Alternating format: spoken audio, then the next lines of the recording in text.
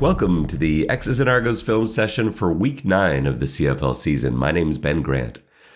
This week we took in an exciting game and maybe more importantly an Argonauts win, but we also saw some intelligent football being played. There were brilliant play designs from both Coach Dinwiddie and Coach Condell, and some stuff that I hadn't seen yet this year that was clearly designed specifically to beat this opponent. But this week, I want to go away from the coach's side of it. I want to focus on the players making intelligent football decisions. In the CFL, you can find examples of players being brilliant on pretty much every snap. But I've pulled 5 different plays from this game that I think are going to illustrate this nicely for you. So let's get into that right now. This first play shows some really nice craftiness from Julian Hauser and Cameron Kelly. Is going to cause trouble for rookie guard Gregor McKellar. I feel like I'm going to have to do a film piece on McKellar specifically because I've been showing him making mistakes in my last few film sessions, and honestly, he's been playing extremely well. So this is really misleading. Again, McKellar had a terrific game, but this one's tough here. So Hauser's lined up over top of McKellar, and everything in his body language says he's going to rush the passer. Let's take a look at what we've got here. So he's a starting defensive end, so you would expect him to rush anyway. And you look at Cameron Kelly, meanwhile, he's zeroed in on Cam Phillips. He looks like he's in man coverage. So McKellar isn't even thinking about him, and why would he? So let's just go a few frames forward here. And like Hauser's definitely coming now, right? That's certainly what it looks like. And now the ball is snapped, and nothing is as it seems. So Hauser was just mugging. Mugging is a term that we use when, actually it's not even used that much anymore. It's sort of an older term, but mugging is used when somebody is acting like they're coming after the quarterback, but then they back away. I usually refer to mugging with linebackers that will walk right into the A gap like they're blitzing, and then as soon as the ball snapped, back out in pass coverage. So Hauser is mugging, which I guess it's not surprising because he does back out into coverage a surprising amount. Remember, he had a pick against BC a few weeks ago. He was like 30 yards downfield. So that's part of the confusion. And then Kelly is in man coverage. In fact, he's not in coverage at all. He's blitzing off the edge. Blake sees it. And so Blake's expecting to sort of get a piece of Dylan Wynn and then pass him off to McKellar so that he can pick up Kelly, but McKellar isn't there. And so now Blake is caught between 2 players, and they both sort of get through to make the sack. This is a tough blitz to catch for even veteran players, especially when it's sold so well by the 2 principals involved, Hauser and Kelly. All right, here we've got an Argos defender doing something brilliant. We're going to focus in on defensive tackle Dwayne Hendricks, but I also want you to watch Sam Achimpong and Robbie Smith at the start of this play. Let me pause right here. So what's happening right here? This is called a cut block. It looks like a dangerous play, but it's allowed as long as no one else is engaged with the defender you're cutting. Cutting basically means you're kind of like diving out at the player's knees. I know that sounds terrible. They're often used at high school and college level to neutralize like a size mismatch, sometimes a skill mismatch, but you don't see a ton of cut blocks in pro football because the mismatches that you have are far less extreme. So why are they cutting here? Well, let's look at the body position of the Argos defenders being cut. So a cut block is a great way to get a defensive lineman down, because they go down to sort of protect their knees and to shed that block. So why would you want to do that as an offensive play caller? Why would you want your lineman cutting? Because you're about to throw a short pass, and you can't if there are giant defensive linemen in the way. So this is 2nd and 3, and 4 of Hamilton's 5 receivers are running 5-yard breaks to the right. So you need these linemen down. And now this is where we get back to Dwayne Hendricks. He figures out exactly what's happening. He says, if they're cutting me, then I know there's a quick pass coming this way. So he sheds he sheds the block and immediately gets to his feet and jumps into the passing window to knock that ball down. This was a huge play at this stage of the game. Remember, Hamilton concedes a safety on the very next play to bring Toronto within 1 point. He doesn't get credit for it, but this is essentially a 2-point play from Dwayne Hendricks. There's a lot going on in this play, so let's just watch it through in its entirety first. So we've got play action. Bethel Thompson rolls, spins out of a sack, finds Phillips in the end zone for a touchdown. So we've got 3 guys making smart football plays on this one. There's Mason Bennett, Cam Phillips, and McLeod Bethel Thompson. We'll go through the intelligent decision-making chronologically, so that means we're going to start with Mason Bennett. Let's look at the design a little bit. So every bit of action in this play is intended to draw defenders to the left. Look what we got here. So you got the line, zone blocking left, cross is leading out to the left, and Gittins Jr., who Hamilton saw running end-arounds last week on film, is running an end-around. And so Hamilton's even got a pre-programmed response to this. Tunde Adeleke is going to end up firing in from the safety spot after Gittins Jr., something they've put in specifically to react to this play. And Bennett is left all alone. No one really touches him. He gets a little chip from Phillips, and that's it. And that's what you would do if you were running an end around to the left. You don't care about right side contain.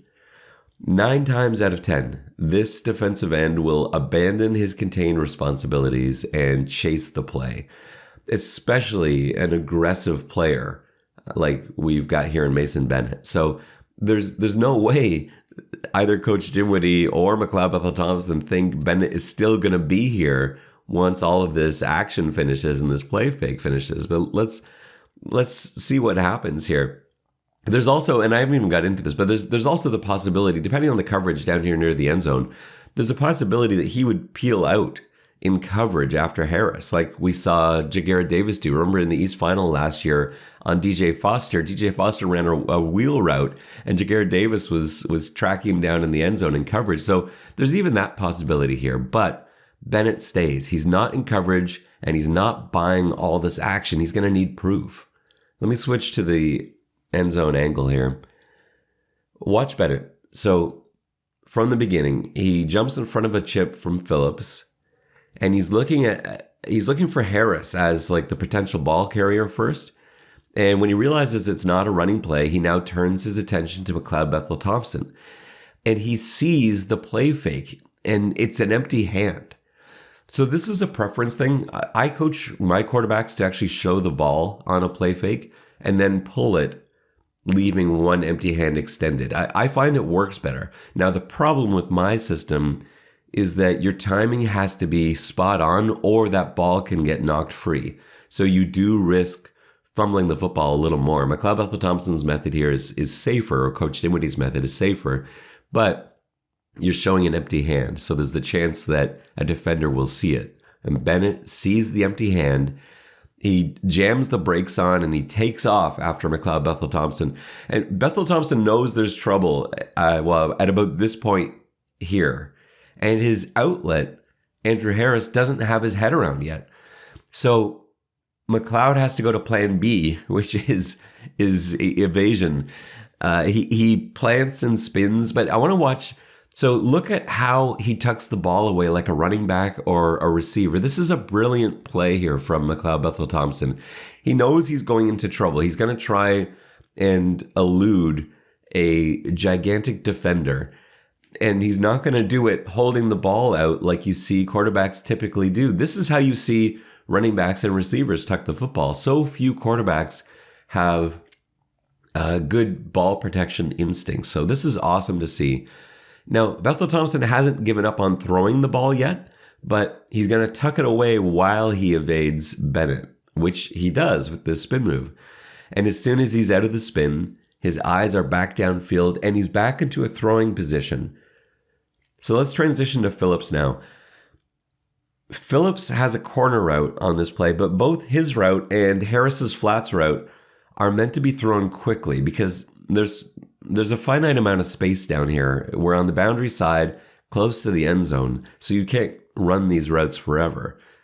Phillips sees Bethel Thompson in trouble, and he's going to help out his quarterback. He knows he can't carry this corner all the way through now, so he initiates scramble protocols and cuts back to open space.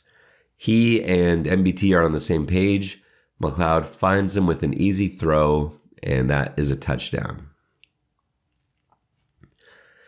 This is an RPO, and it's a disaster from the get-go. It took me forever to figure out what was going on in this play. McLeod Bethel Thompson ends up saving this with a heads-up move, but we've also got some brilliance from Hauser once again. So both Gittens Jr. and Ambles think they have the same assignment. I don't know what happened within the play call here, but they both think they're motioning late across the line and then leaking into the flats for a pass. They look ridiculous, of course. It's like a two-man bobsled team running along the line here. Bethel Thompson, because this is an RPO, he's reading Hauser. So if Hauser crashes, MBT is going to pull it, and if he stays true, he's going to give it to Harris on a run play. The line is run blocking regardless. Hauser recognizes that he's being read, and that's the brilliance from him here. So he crashes, and then right at the moment where Bethel Thompson would pull the football, Hauser widens and blows up Ambles. That's a brilliant play. And so McLeod's looking at this like, what is happening here? Ambles is supposed to look like he's coming across to kick out Hauser and then leak into the flats. But instead, he's getting knocked backwards. And in this comedy of errors, Gittens Jr. runs into the back of Ambles. And like so many other RPOs, there's no other receiver option here. Everyone else is blocking. This is the only option. So Bethel Thompson realizes at this point there are no receivers on this passing play anymore. And he knows the line is blocking as though Harris has the ball. So he tucks it away, and he's going to follow Harris's path through the line of scrimmage for a 9-yard gain. This is the Chris Edwards interception that essentially ended the game. Toronto's in prevent. They've got a 3-man rush on. Evans scrambles out to his right. He can't find anyone to throw to, so he throws across his body to Jake Burt. But Edwards has cut in front of Burt by this time. He picks it off and takes it to the house. Let's watch Edwards here. He's going to diagnose everything as he does so beautifully. He comes up with so many big plays, and it's not by accident. Whether it's fumble recoveries, forced fumbles, interceptions, he's always calculating. So Edwards is playing the hash marks about 20 yards deep in this prevent set. Watch how early he figures out where Evans is going, and it's because he realizes that's where Evans is going to have to go. So it's before Evans even knows that he's going to throw it to Burt. Right here, at this point in the play, Edwards knows because he's got help over top, so he's not worried about this post that we've got in behind from White. He also eliminates Dunbar and Jackson. They're out here because he's got 2 defenders over there, but nobody is on Jake Burt. Mwamba is tracking across the field, but he doesn't actually see Burt coming in across behind him. So he's near Burt, but he's not really in coverage, and his momentum's taking him the wrong way. So Edwards realizes here, if there's going to be a pass, like a real threat of a pass, it's going to be to Jake Burt. And so he breaks from over 10 yards away, picks Burt's pockets, and runs it back for 6 to seal the Argos' victory. This is a smart football play. Like I said off the top, intelligent football decisions aren't unique to these two teams, obviously, and it's not unique to this game. You can find them on every play in every CFL game. And the more you learn about the game, the more you'll notice little gems like these, and your appreciation for football and Canadian football will continue to grow. Thanks so much for tuning into this week's film session. As always, if you have any questions, please don't hesitate to ask. My name is Ben Grant. I will see you next time.